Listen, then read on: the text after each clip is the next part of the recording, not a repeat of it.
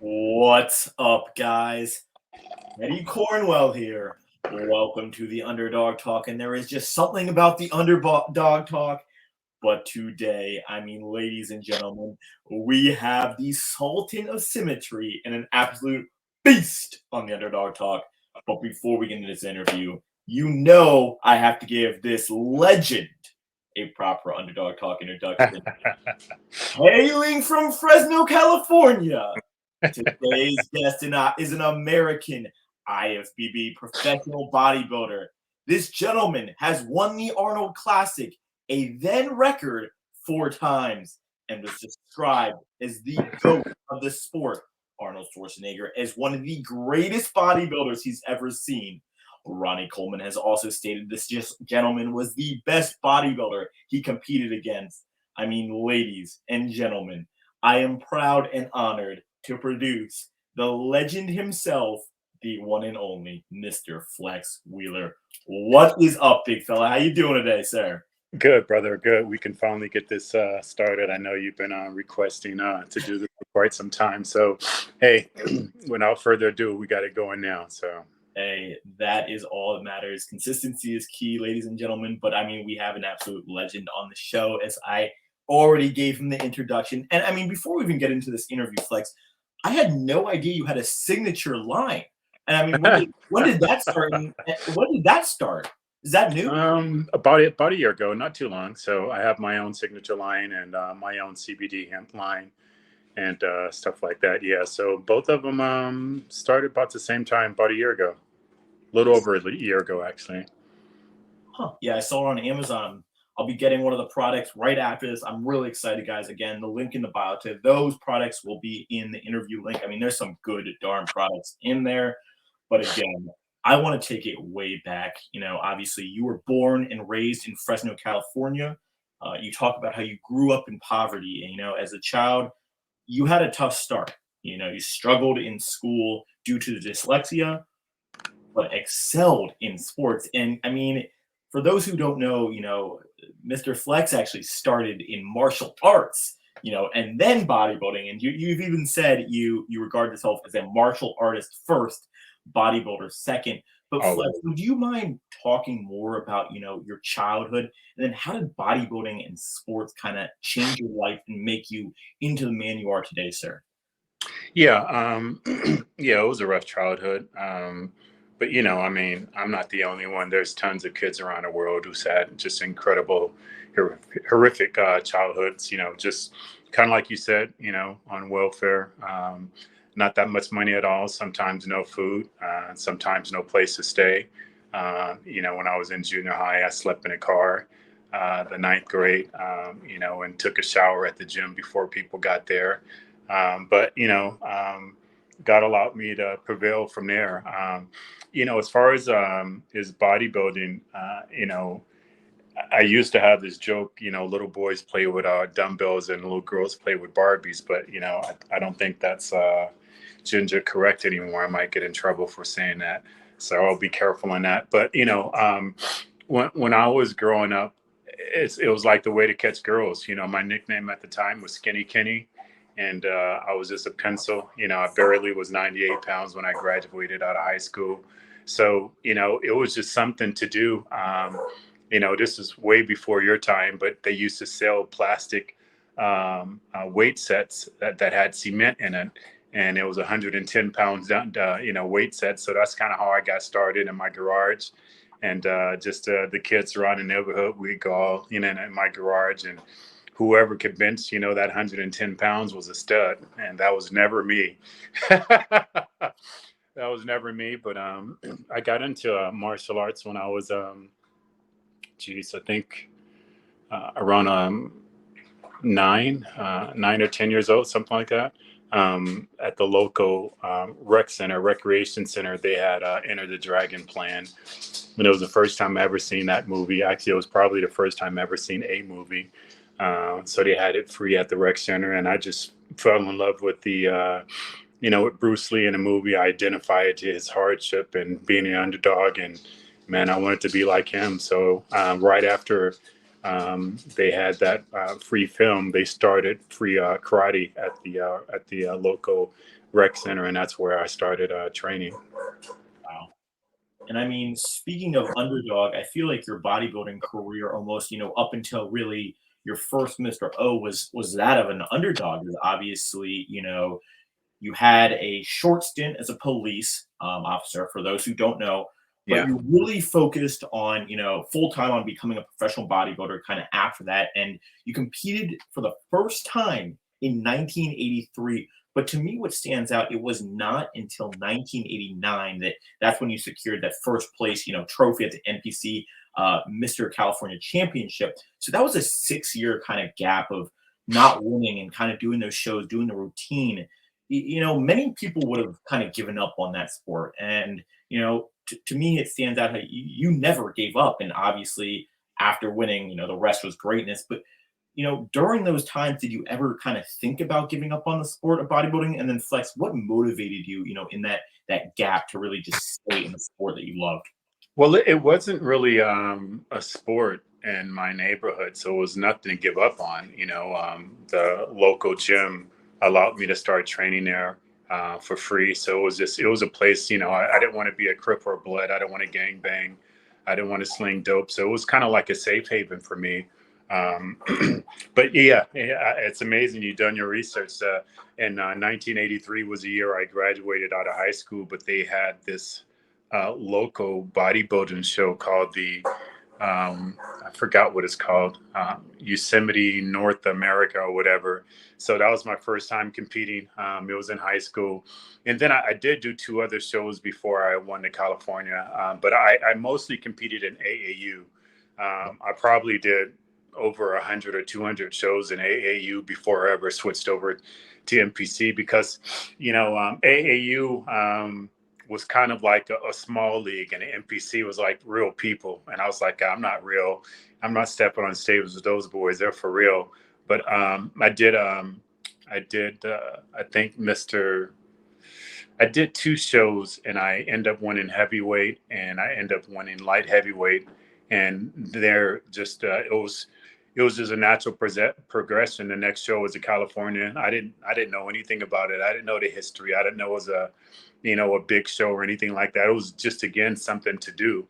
And I just went in and fortunately I ended up winning my light heavyweight division and overall. But again, it wasn't. It's not like now. You have the internet. People that who work out, they know about the whole sport before ever they worked out. So back then it was only magazines, and at my local gym there was like two or three magazines and are like 4 or 5 years old. So it was nothing to give up on because I never got into bodybuilding to compete. I just got into bodybuilding so I wouldn't be so skinny. That was a real reason I got into it. And just some local guys at the gym's like, hey, you ought to compete. And I'm like, what does that mean? And he goes, oh, we'll show you, come to this local show. And, I just showed up and I was like, what do I do? And like, you got your posing trunks on? I'm like, I got my underwear on. And I'm like, all right, son, get out there, and that was kind of it, So it was just more or less just something to do. I didn't know that there was a professional league. I didn't know you could make money. I didn't know anything at all. It was just something to do to keep me out of trouble. So it was either that, bang on the street, slang dope, or, be a criminal. And I don't want to be no part of that. So it was just kind of like a safe haven. It's just something to do. And I think you chose neither. I think you chose to be great Flex. Obviously, I kind of want to just fast forward. I want to look at, your Mr. Olympia career and obviously the famed Mr. Olympia contest where, you finished top three 4 times. And you're considered obviously one of the best to ever do it. So in your opinion, what made you different from the competition? What made you Flex Wheeler? What was your signature, your pose, your signature, body part? What was that for you in those earlier Mr. Olympias? I didn't have one. I didn't know. I was probably one of the most green professionals that you can imagine. Again, I didn't know anything about the sport. I heard of Arnold Schwarzenegger, I heard of Lee Haney, and I heard of Sean Ray, and that was it. So I didn't know nothing about the history. I didn't know who came before me. When I finally moved to Go's Gym, or moved to Los Angeles, I started training at Go's Gym Venice, and hooked up with my boys there. And it was just, again, just something to do. Still didn't know that you can make money at it. I know other people were professional. I didn't know anything about that whatsoever. End up winning the Ironman, then end up winning the Arnold Classic, not knowing anything. I did my own diet for the Arnold Classic and the Ironman. Didn't know anything whatsoever, and got up there on stage and won. And I they must have made a mistake. This is Lee Labrada and Vince Taylor. My first time competed as a pro, I went up against a number 3 ranked Vince Taylor at the Ironman. So I'm expecting for him to win. This guy's ranked number 3 in the world, and I win. It's like, okay, this must be a fluke. They got it wrong. And then the next weekend, I'm going up against Vince Taylor and Lee Labrada. I'm like, these are guys that I had heard of now that I moved to Los Angeles. And again, I thought they made a mistake. So, I hadn't developed as an athlete as far as competing, or no knowledge at all. They invited me to go and compete in the English and the French Grand Prix back then. I was like, okay, this is how you make money. You go and compete. So I went and competed, and basically, that was just my whole thing. To me, it wasn't a sport whatsoever. It was always a job. And I came from nothing. And you're telling me that I can do something and I can make money at it? Are you kidding? And it's not illegal. I'm all in, So, like I've said before, I didn't really know of any other bodybuilders, and I identified as Sean Ray because he was black. He wasn't one of the most muscular guys in the world, so I could identify him because I was really small at that time. So I would just emulate different other people's poses. I would emulate some of Sean Ray's poses, some of Lee Labrada, some of Vince Taylor's, and I would just pick poses from different people, and then I'd have my buddy, videotape me on a Super 8. Back then it was called Super 8, so we're going way back. And I'd sit there and watch it, and we'd be like critiquing me, like, okay, that's wrong. You didn't do this pose right. And, eventually I kind of developed my own style. I have no idea how that happened, but I think all of us eventually, as we get more comfortable, like yourself, right? When you probably started your podcast, you probably had other people that you want to emulate or be successful like these other podcasts. And you probably kind of gauge your podcast around still in different parts of somebody else's podcast.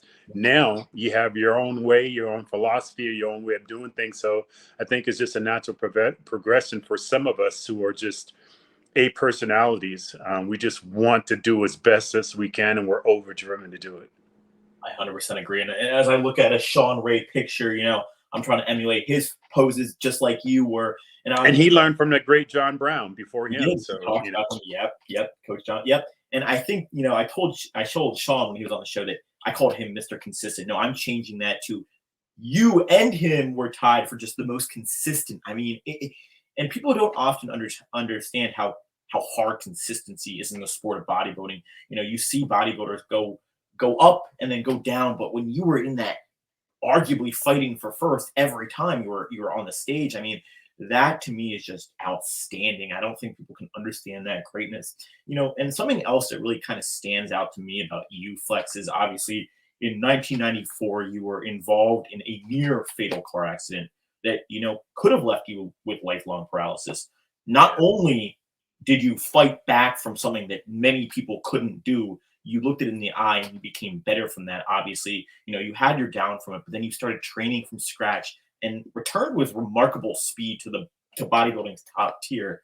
So, I mean, it's almost like you faced adversity your whole life, Flex. Yeah. So what tip would you give to someone who is in that challenging moment in their life or going through adversity right now?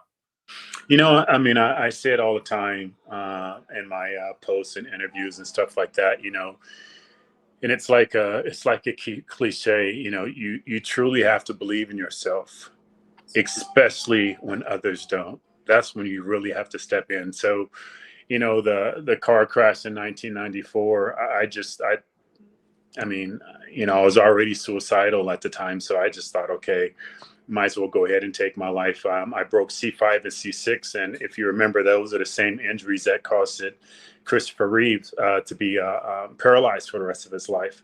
I also broke my collarbone. My eye was almost ripped out of my head. My ear was ripped off, and everything like that. So, you know, I just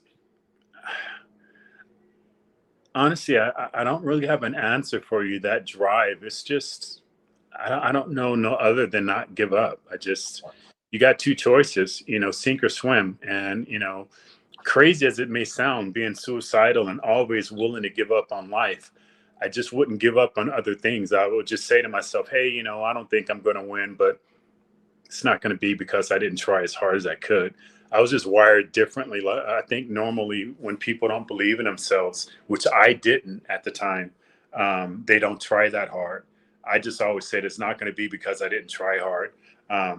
But I really just I don't know. But I do agree, kind of what you said. My whole life was a challenge, and I think that prepared me for everything that I went through later on because I didn't know nothing other than fighting, or laying down and, getting bullied my whole life as a kid and laying down and taking just a multitude of ass whoopings. It was just one day I just woke up and it just clicked and I just like, yeah, I'm not taking any more ass whoopings. I'm giving them now, so, and that was just the beginning of me just fighting and never looking back. And I think that mentality just carried through everything else I did or trying to do. And I mean, thank you for sharing. The world is such a better place with Don't Flex. know about that, but thank you. I I appreciate it, do, bro. I do, and this is the underdog talk, and I have to say there is no one more hungry than the underdog because they have nothing to Right. lose and they have everything to gain. And I mean, also I have to add, when you are at rock bottom, ladies and gentlemen, there is only one way, and that is up. And I promise it will get better. Do not give up. As Keep long as you fighting. don't give up. That's Right. all. That's all you can do. If Yeah. you don't give up and you work your ass off every day, I mean, damn. And obviously, a legendary career. Flex, you're considered one of the greatest to step off on Mm. the stage, which is just mind blowing to me. And obviously, now you're still so involved in the sport of bodybuilding. Obviously, we just had Andrew Jacked on the last week, and I saw you and talking about him and how he's going to be the future of it. But what I really want to look at is this year's Mr. Olympia, where obviously there's going to be some huge names. And I mean, first, do you think the sport of bodybuilding is going in the right direction? And I then, do know. I do. I truly do. I'm happy with the direction it's going in. There's nothing perfect. There's no perfect sport. There's no perfect business. Everything, including us as a person, including the ocean, it ebbs and flows, right? The ocean ebbs and flows all day long. It's a natural rhythm. So everything degresses and progresses. And I think the sport right now is on an upswing. yeah. And I mean, Dennis Wolf was saying the same thing where he kind of goes, I mean, for 10, 5 years, I kind of didn't really pay attention to the sport. Now I'm interested in the sport because Yeah. it is getting exciting. And I mean, this year's Mr. Olympia just excites me. Obviously, we've had William Bonac, Andrew, we just had Blessings, and we're having Derek on Monday. I mean, the field is stacked. So, I Yeah. mean, who do you see being the names to beat for this year's 2022 Mr. O-Flex? Obviously I have my wants, but my greatest desire is whoever truly deserves it truly wins. I don't give an F if they're working with me, if they're working with someone else, if it's someone I don't get along with, which I pretty much get along with everyone. I just want the best person to win. And I think in doing so, that helps preserve the sport and give other people an ideal that, hey man, if I'm really good enough, I'll win. So but now saying that, I've always had a saying and I'm going to stick to it. Like I said, I do have my favorite because of who I'm working with, but it truly doesn't matter how a person looks weeks before a show. It doesn't matter the hype or the talk. I've had that before. 1990, what was it? 94, they were talking that, I already had won Olympia. They, were joking in a magazine that my name is already on the trophy. And I didn't even make it to the show. So that doesn't really do anything. It's great. It's hype, but it's a lot to live up to. So, my saying and what I feel about it is, it don't matter. Only that 15 to 20 minutes that you're on stage, that's all that effing matters. Yeah. I don't give a damn what you look like before you went on stage. I don't give a damn what you look like after. Oh my God, I look better. Who gives a crap? It only matters that 15 minutes or so on stage. So normally, in my honesty, I really don't give an honest depiction, right? A true honest depiction until at least I get to see everybody at least two minutes. And within 2 minutes, I've already know who's going to be the hard hitters. But I have to say, this is probably one of the deepest lineups that we had in some time. And that truly makes it exciting because it's a number of people that actually can win this show. And Rami, from what I'm seeing in the videos, he's doing his job. I mean, the size that he's put on, the determination that he has, I've never seen or known him to train this far out from a show and looked as good. So it's going to be exciting because he's not laying down for nobody. He doesn't care who's coming. He's a champion, rightfully so. He should look at himself as a champion and a person to beat. And he is the person to beat. Everybody else have to bring it. He already is walking into this show as a previous champion. And you know what? I'm going to give you the biggest hats off in the world because so many times people are always talking about the politics and people know who is going to go, who's going to be the winner for the show. But I think you just put it on the nail on the head. And that's the best part of the sport.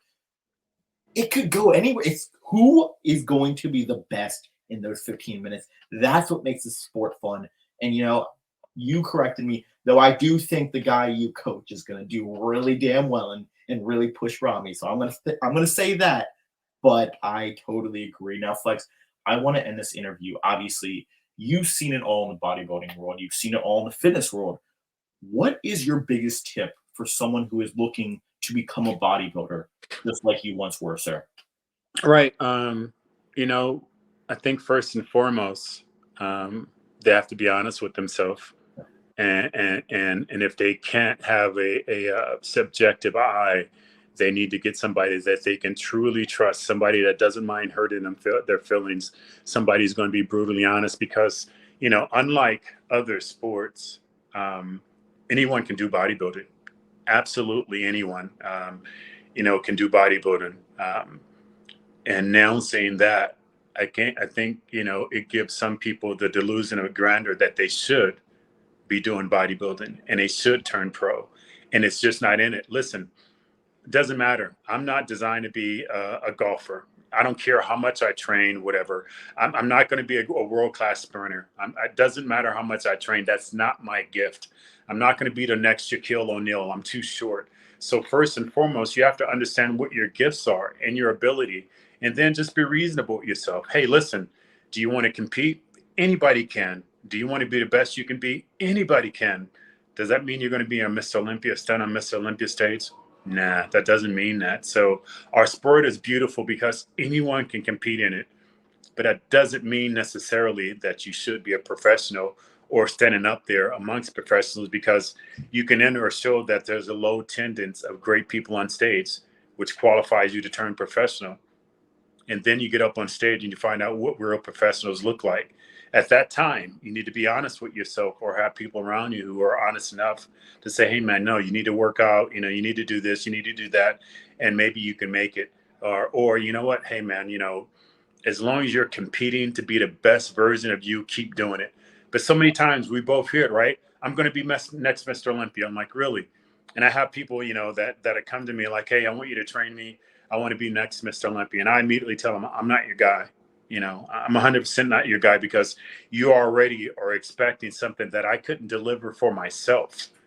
And you think that I'm going to be able to provide you the guidance for you to be able to do it. So if it's not truly in your cards, then you have to understand that it's not in my cards. Let me step back and maybe, focus on just being the best I can be. I can be healthy. I can look great. I can feel great. Don't mean you're going to be the next Mr. Olympia. I mean, that is just true. There's no ifs, ands, or buts about it. Sometimes the cold hard truth is the cold hard truth, but at the end of the day, sometimes that's what we need to hear. I mean, ladies and gentlemen, for the last time, I am talking with one of the best to ever step on our stage, the one and only Mr. Flex Wheeler. Sir, it has been one of my biggest honors and privileges talking to you. Now, before we go, is there anything you want to plug? Where can we find, your signature series? What's your Instagram? Any codes we can run up? Any training plans? The floor is yours, sir. Yeah, I have a new training program that I have. It's called Flex Wheeler Coaching that I just launched on the 16th. My Flex Wheeler Signature Series you can find on Amazon. We sell it there. You can reach me at Official Flex Wheeler. And from there, all of my links are in there with my CBD helps. Also, you can reach me at cbdhelps.com. So I'm just trying to, as I head out to pasture, right? Because I'm fully aware that I've been here longer than I'm going to be here. So I'm just trying to just, really just set up opportunities so people can maybe achieve their dreams and shoot for their dreams. So, and I want to be, I want to be a little bit more open about, what you had asked me about, my last question and everything. At the end of the day, no matter what, don't let somebody tell you that you can't do something. If you really feel that you want to do it, man, fight for your freaking dream. Fight for it. Because at the very end, you could say, hey, man, listen, I gave it everything I had, and this is what I could produce. So don't let nobody rob you of your dream. Even if it's me, like, yeah, you're not going to be the next Miss Olympia. I'm sorry. I'm probably sure they said that to a lot of people. I mean, I know from myself, I was a laughing joke of Fresno. They thought I'd never be any good. I mean, I literally was told that, you'll never be a great bodybuilder because you're black, and I just, because I come from a racially charged area, I was like, well, damn, guess I can't do anything about that. But it didn't stop me, right? And look what happened. So at the end of the day, no matter whatever it is, business, opportunity, don't let nobody stop you from fighting to try to succeed, to be the best you can be. I mean, that is just put perfectly. I mean, I never thought I would be here talking with the top bodybuilders in the world, but I did it. And that is because every day I believed, even when everyone said I couldn't. Flex believed when he couldn't. And not only did he become a pretty good bodybuilder, he became one of the best. So clearly that means something. And again, there is only one way up from rock bottom, and that is up. I mean, ladies and gentlemen, the one and only Flex Wheeler, first person to buy a Flex Wheeler Signature Series supplement, send me a DM. I will send you a box full of goodies and an autograph from one of the legendary guests that we've had on this show. Please make it happen, because I was looking at all three products, and I mean, they are just quality. That is what it is. So please go check it out. That thermogenic might be calling my name.